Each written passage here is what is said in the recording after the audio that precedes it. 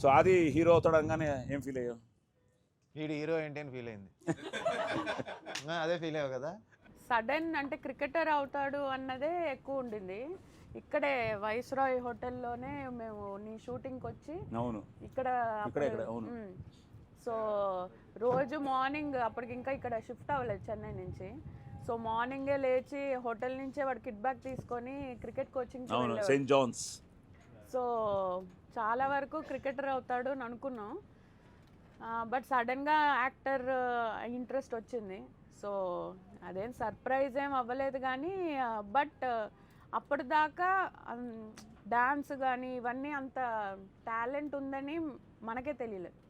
So once ఈ started ఒక దీక్షలాగా అన్నీ నేర్చుకున్నాడు.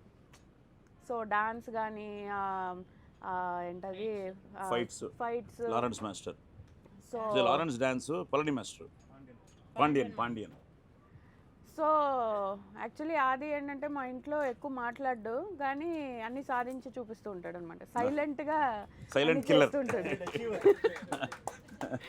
సో అంటే తను ఏదైనా అనుకుంటే nothing is impossible for him.